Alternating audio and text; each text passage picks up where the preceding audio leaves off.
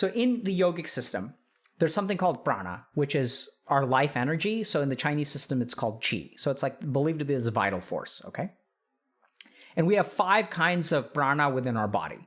So like one of them is like downward going prana, which governs things like digestive function and like, excretion. And then there's another kind of prana called udana. So there's like another kind of prana around your navel that sort of governs like digestion. So not excretion. So like the excreting pranayam and the metabolic prana are different. Okay. So the one that transforms things is different from the things that like excretes things from your body. So the prana that excretes things from your body is also responsible for things like sweating and tears. So one of the kinds of prana is udana, which is an upward flowing prana, which starts in the chest and goes up. Okay. So what we're going to do today is teach y'all a couple of udana practices, and we're going to leave science well behind us. Okay. So if you guys know this, like I studied for a long time in India, and I learned a lot of weird stuff. So one of the interesting things that I learned was there's this guy named Patanjali, and Patanjali's Yoga Sutras are generally regarded as like the most important text on yoga. And Patanjali's got this section at the end. Actually, it's chapter 3, so it's like 4 chapters. And chapter 3 is like, here's how you develop magical powers. And he talks about the development of like supernatural abilities that like yogis can attain through meditation. And so one of the things that we were just kind of flipping through, and I was kind of commenting that, a lot of times, like when people talk about mindfulness and meditation, like we don't talk about that stuff anymore. We've sort of culturally sterilized it. So one of the things that I try to do is be true to source material, right? So like, I don't want to sterilize something to convince y'all. What I think my role is to educate you guys about the source material, and then you make your own judgments.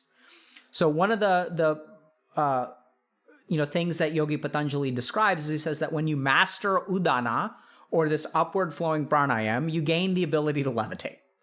Okay? So what I'm going to teach y'all today is a couple of udana practices. So these are more esoteric practices. These are not really scientifically validated at all. To my knowledge, there has never been a scientifically validated case of a human being levitating, right? So this is like we're leaving science way behind us, but this is stuff that I've learned and some people were curious, so I'm going to teach you the practice. From a scientific perspective, the upside is that it appears that generally speaking, meditating in any kind of way will give you physical and mental health benefits. So if you levitate, fantastic. If you don't levitate, like no big deal, chances are it'll still lower your cortisol level. So the other thing that I want to point out is that I want y'all to be careful about judgment. So if you do this practice for a week and you don't levitate, I would encourage you to refrain from judgment on what Yogi Patanjali says. And here's the reason. So I could pull up a book about rock climbing and I could say, it's possible for like an expert boulder, someone who's good at bouldering, so an expert boulderer, to, climb an upside down mountain without any ropes or anything like that. And then I could take 1,000 sweaty nerds from Twitch and I could say, this is theoretically possible. And then you guys could try and go climb upside down, and 1,000, not even 1%, not even 0.1%, all 1,000 of us would fail. So the key thing to remember about the development of siddhis or supernatural powers is that they happen at a late stage of yogic practice where usually people are practicing for decades, okay? So just because it doesn't work, I'd encourage you to, restrain from making a judgment even then.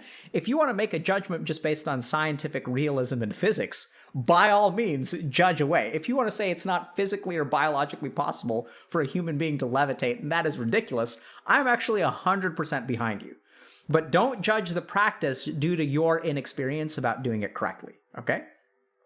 So let's get into the practice. So the first thing I'm going to do, since we're going down the esoteric route and we're leaving science way behind us, what I'm going to do is I'm going to teach you guys a mudra. So a mudra is a hand sign. So you guys may have seen, people do this or like, this. This is Anjali Mudra. So there are particular hand postures that you can do that will, create a particular kind of like prana energy. So that's the purpose of mudras. So if you guys look at Buddha, Buddha does this kind of mudra.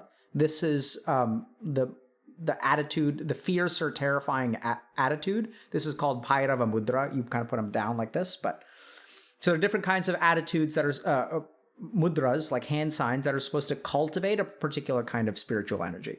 So I'm going to teach you guys Udana Mudra.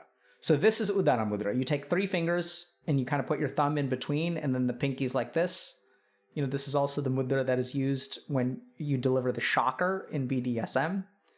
And so this is Udana Mudra, okay? So you can do this with both of your hands. So when you're doing the Udana practices, this is the hand sign that you should adopt, okay? So you can put it face up or face down, okay? Like you can put them out this way or upward. So that's Udana Mudra. So when you're doing these practices, I encourage y'all to do Udana Mudra. There's also other practices which we're not going to go into because they're a bit advanced. So there's Bandhas. So bandhas are locks, so areas of contraction where you're diverting energy away from one part of your body to another part of your body, okay? So we're going to see clear bandhas, but if you want to do true Udana practice, you have to learn bandhas as well. And then what I'm going to do is I'm going to teach you guys a very simple practice. So the Udana stuff is going to be kind of focused. I want y'all to pay attention to the pit of your throat, okay? So this is the area that we're going to be focusing on. And the first thing that I want you to do is kind of take a deep breath in and feel the breath travel through that part.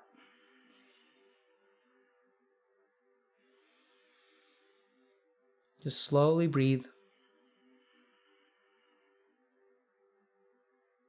Now what I want you to do is take your chin and tuck it towards your Adam's apple. You don't want to tuck it in like all the way, like you don't want to go like that to where you get like your double chin, but kind of tilt your head back and contract a little bit. And what you'll do is you pull your chin in a little bit, is you'll feel that tightness in your throat. So you can relax and tuck it in a little bit.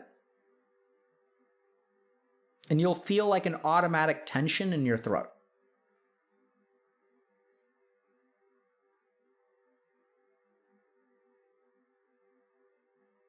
Okay, so we'll do that a third time.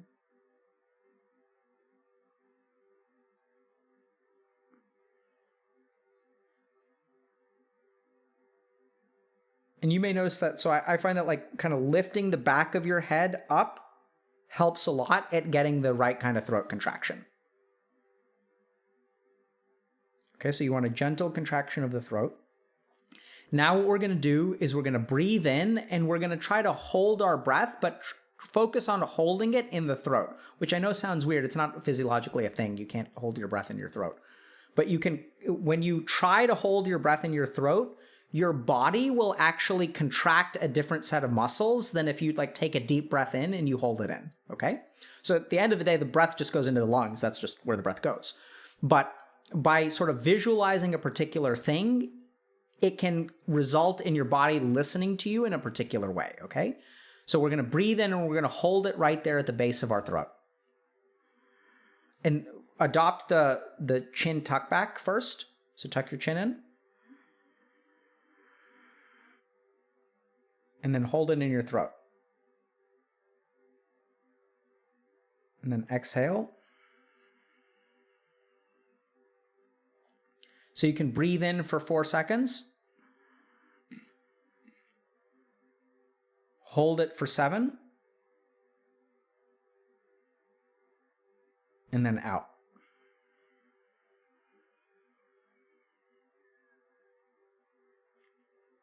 Okay, we'll try that again. So breathe in.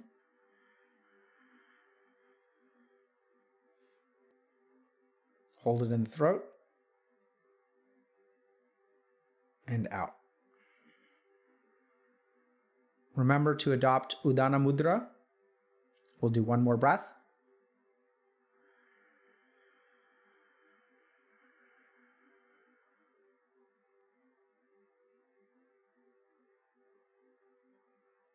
And out.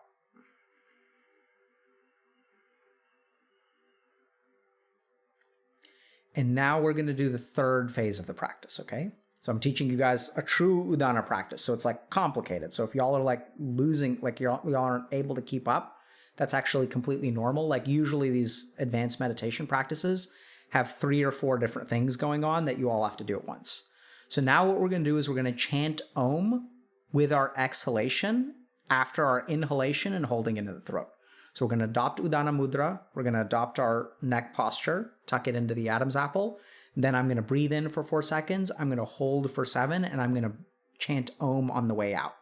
And as you chant Om on the way out, we can do an Om as opposed to an Aum. We're going to just do Om, Om, Om, Om. As you do the Om, what I want y'all to focus on is the vibration in that part of your throat, okay? So step 1, Udana Mudra, okay? Step 2, put the chin into the throat.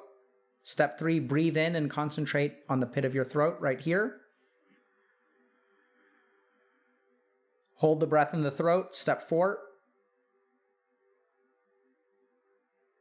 And step 5, chant Om.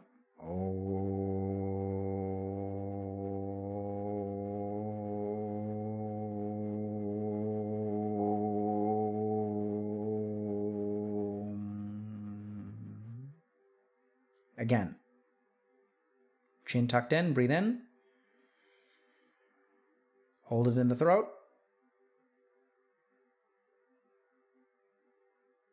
And breathe, chant Om.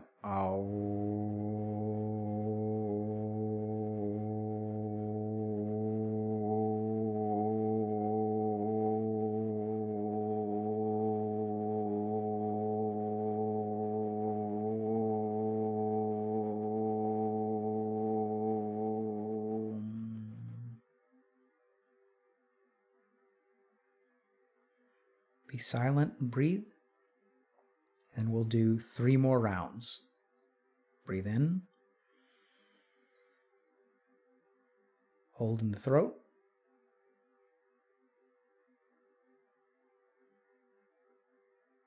And Om.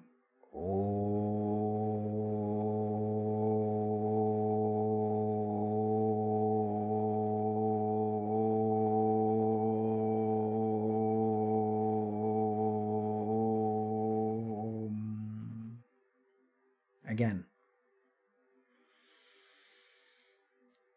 Breathe in, hold it,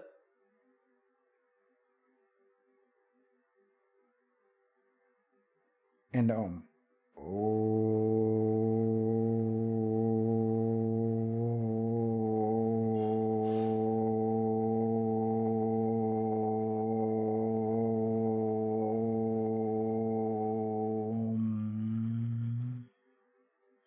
Last one. Breathe in. Hold it in the pit of the throat.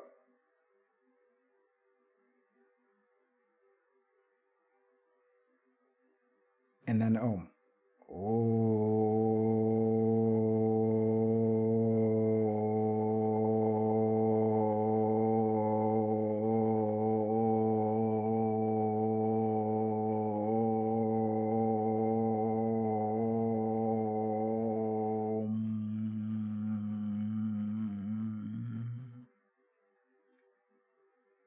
Now relax. Let your head relax, but maintain Udana Mudra with your fingers.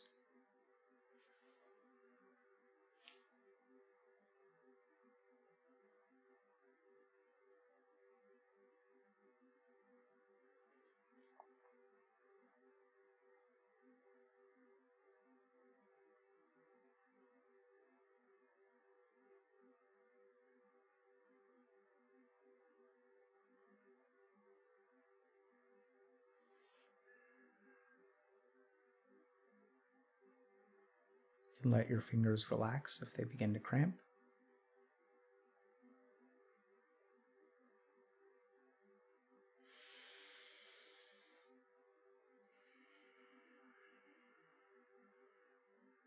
Now put your hands together in front of you in Namaste position or Anjali Mudra. Rub them together. Rub, rub, rub, rub, rub. Feel the heat, tension. Cup them over your eyes. Deep breath in. As you exhale, slowly open your eyes. Let your hands come down.